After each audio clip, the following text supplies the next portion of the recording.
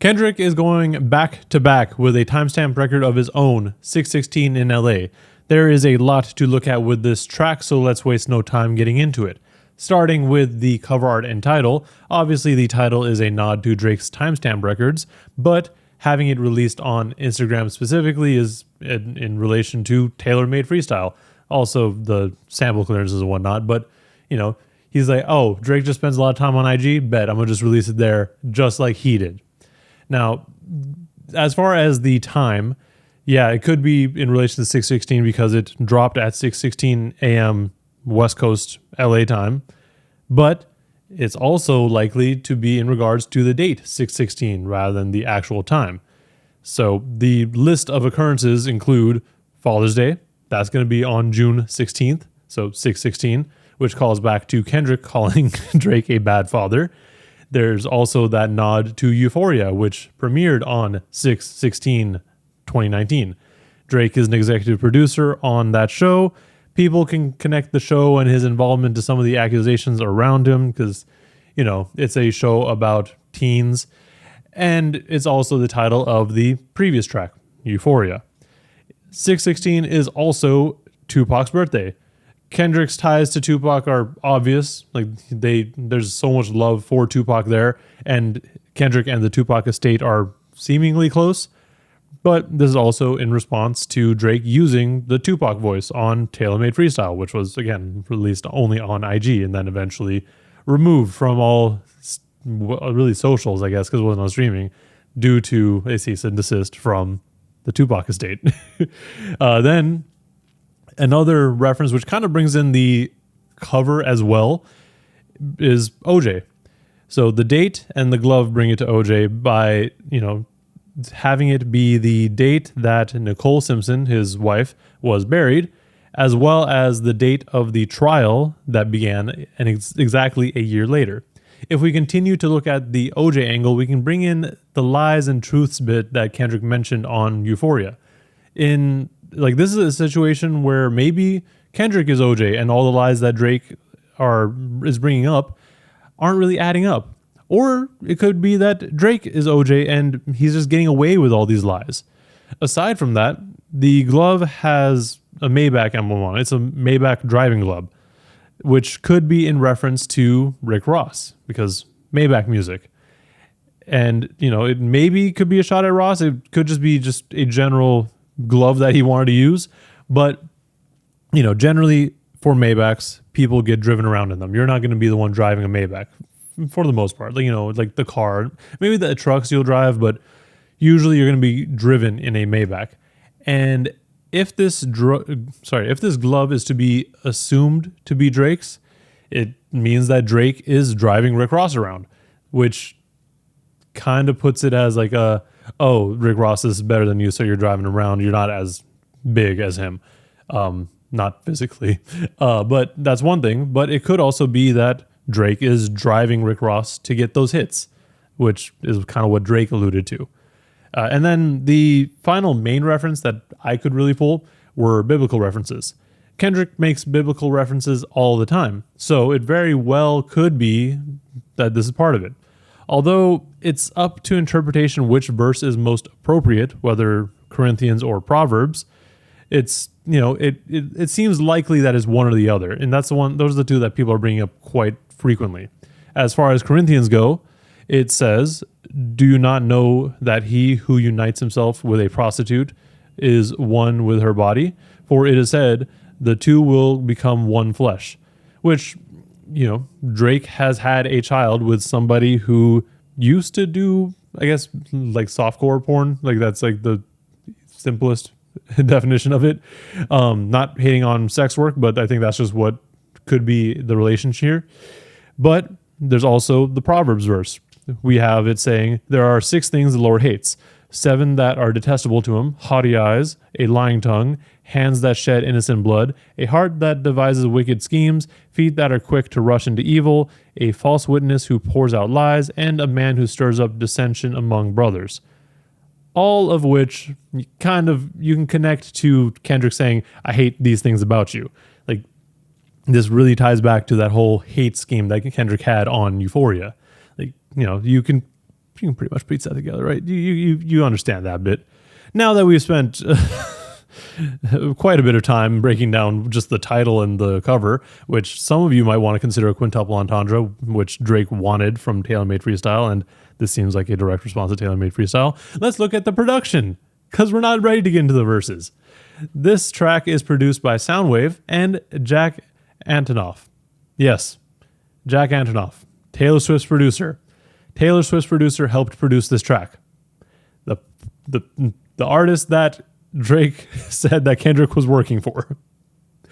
We also get a sample from Al Green's What a Wonderful Thing Love Is, which upon first glance doesn't mean really anything. Like it's like, okay, cool, this is a cool soul sample. He used the soul sample on the previous song too.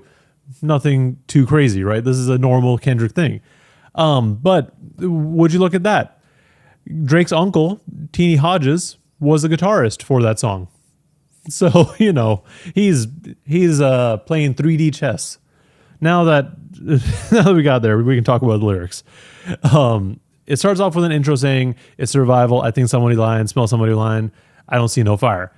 The song Survival off of Drake's Scorpion is a track where he was talking about surviving the streets, essentially, which is a major point of contention in this beef.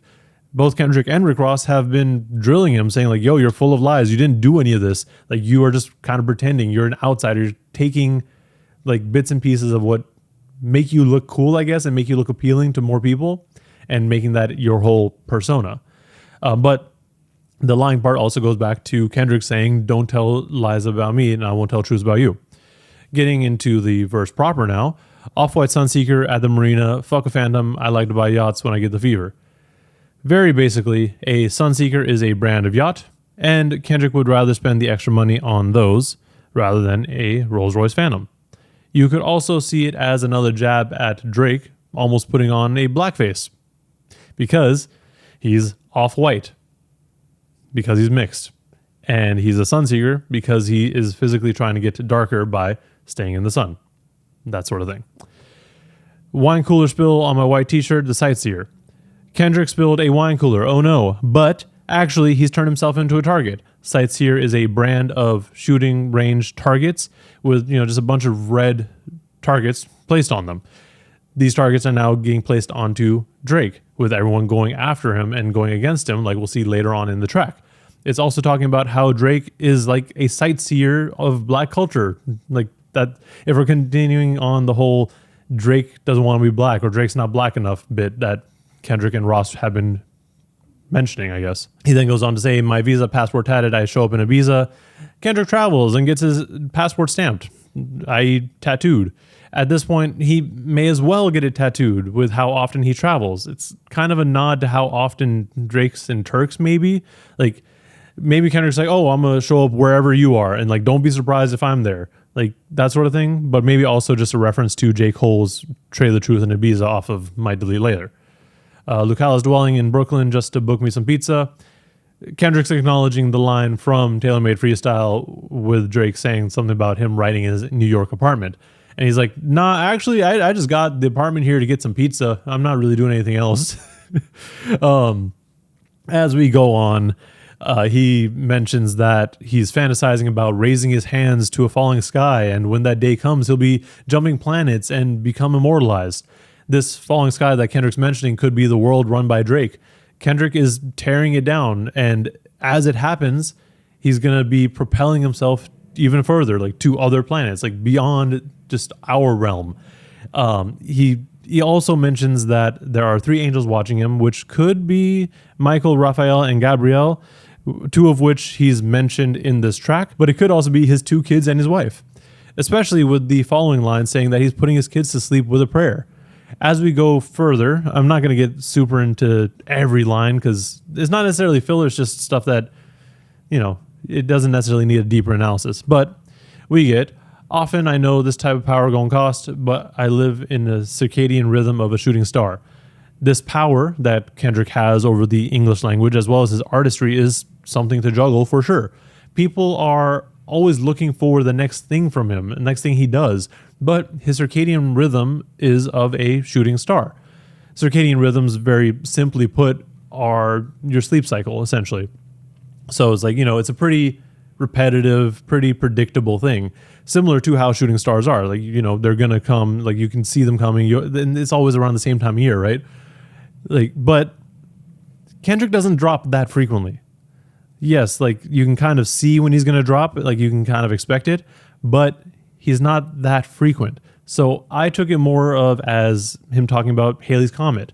Like Halley's Comet comes once every 75 years or so. So it's super rare. It doesn't happen all the time. And when it comes, it's a big deal. So kind of like Kendrick, even though he took 5 years to drop Mr. Morale. That was a long time. But when he did drop, a lot of people just kind of stopped everything and listened to that album. Obviously, like I said, Kendrick does drop more frequently than every 75 years, but he does take his time. In contrast, Drake has been dropping pretty much every year for, the recent years, I guess. Going back to the Angels, he says, the mannerisms of Raphael, I can heal and give you art. Kendrick says that he can heal like the Archangel Raphael has been said to do, but he also provides art like the artist Raphael. He then follows up with, but the industry's cooked as I pick the carcass apart. Kendrick's kind of concerned that even if he does these things like Raphael to, heal and bring things up and, supply the art, it ultimately won't matter because the industry is a carcass. Maybe he can heal it back, but we just don't know. At this point, he starts to play mind games with Drake and tries to pick apart OVO by instilling uncertainty in Drake's mind. He starts out by calling out academics. Yeah, somebody line, I can see the vibes on Ac. He looking compromised, let's peel the layers back. Academics is pretty well known to be a Drake fan, but Kendrick's noticed that even Academics is looking a little bit off with all this back and forth. Kendrick also brings up the idea, have you ever thought that OVO is working for me? Which he kicks off with a round of never have I ever, which, started with the last track. But he puts this idea into Drake's head and calls him a fake bully and that he must be a terrible person because everyone on his team is whispering and saying that he deserves all this smoke. He doesn't mention any names, but later on he says, you got 100 guys on salary and 20 of them want you as a casualty. And one of them is actually next to you and 2 of them is practically tired of your lifestyle, just don't got the audacity to tell you.